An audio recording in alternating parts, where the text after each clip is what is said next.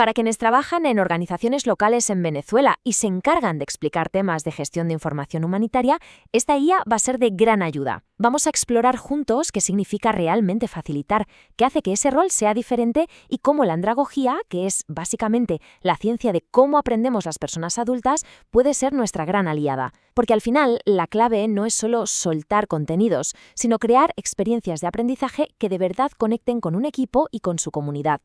Y esta frase es la clave de todo, el corazón del asunto. La facilitación parte de una idea fundamental. La gente con la que trabajamos, los equipos locales, ya tienen un conocimiento increíblemente valioso. El objetivo, por tanto, no es dar una charla magistral, sino abrir un diálogo que permita conectar, analizar y, sobre todo, potenciar todo eso que ya se sabe desde la propia realidad del terreno. Muy bien, pues vamos a meternos de lleno en esto. ¿Cuál es la diferencia real entre, digamos, presentar un tema y facilitarlo?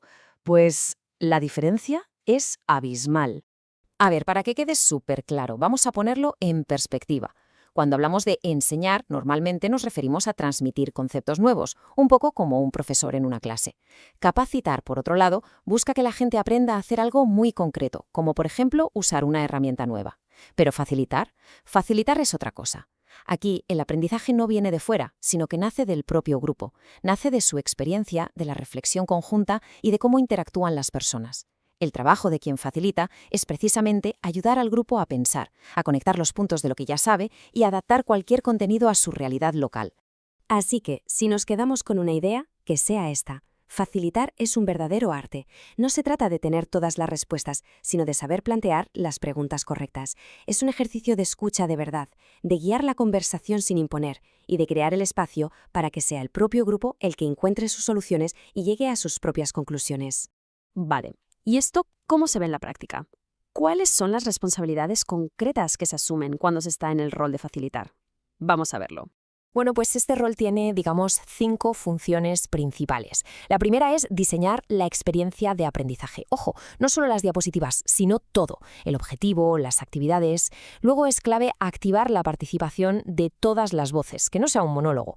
Tercero, hay que guiar la conversación, mantener el foco para no irse por las ramas y ayudar a profundizar.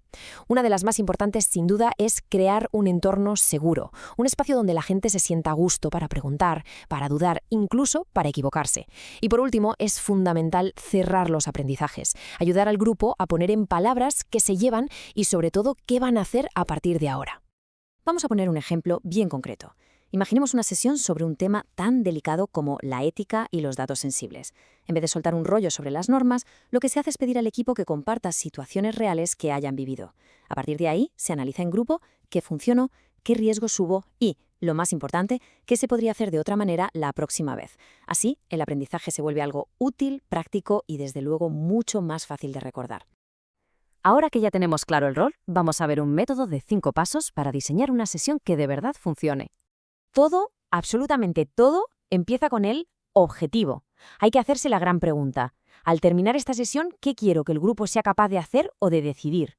Luego, pensamos en la audiencia. Hay que involucrarla desde el principio, partiendo de lo que ya saben. Se puede empezar con algo como ¿qué hacéis hoy con la información que recogéis? ¿Qué os funciona y qué no? Nuestra herramienta principal, como decíamos, son las preguntas clave. De ahí pasamos a conectar con la experiencia, trabajando con ejemplos de sus proyectos, con sus dilemas reales. Y ya por último, llega el momento de diseñar y para clavar los tiempos y el tono de voz. Fijaos en esta pregunta. Es un ejemplo perfecto del poder que tiene una buena pregunta. No busca un sí o un no. Obliga a pensar, a analizar consecuencias, a ponerse en el lugar de otras personas. Otra podría ser, ¿qué podría salir mal si compartimos esta base de datos tal cual? Estas preguntas son de verdad el motor de una buena facilitación. A estas alturas es normal que surja la duda.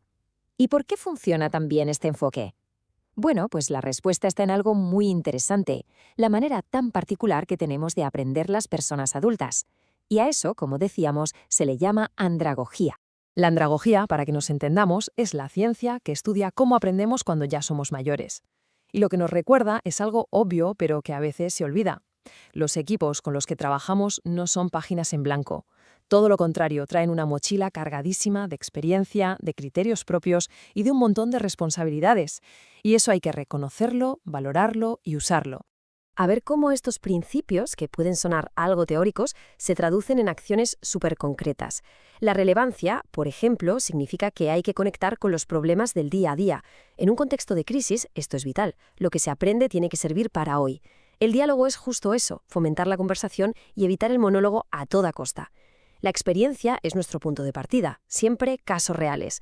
La participación busca asegurar que todas las personas aporten y construyan juntas el aprendizaje. Y la seguridad, claro, es crear ese clima de confianza para que la gente se atreva a hablar.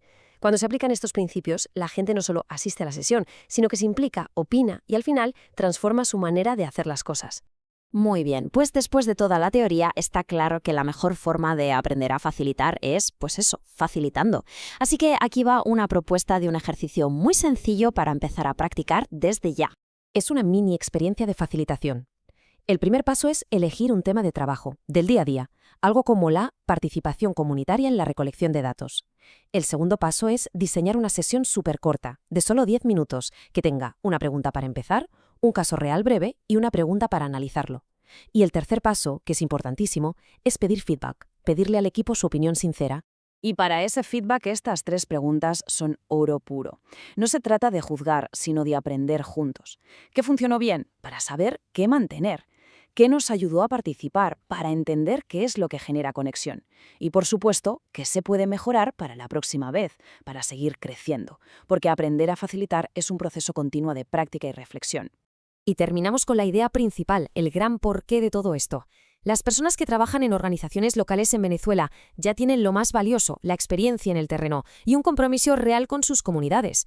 La facilitación es sencillamente la herramienta que nos permite coger esa experiencia tan valiosa y convertirla en aprendizaje compartido. Y eso, al final del día, se traduce en mejores decisiones sobre la información que se gestiona,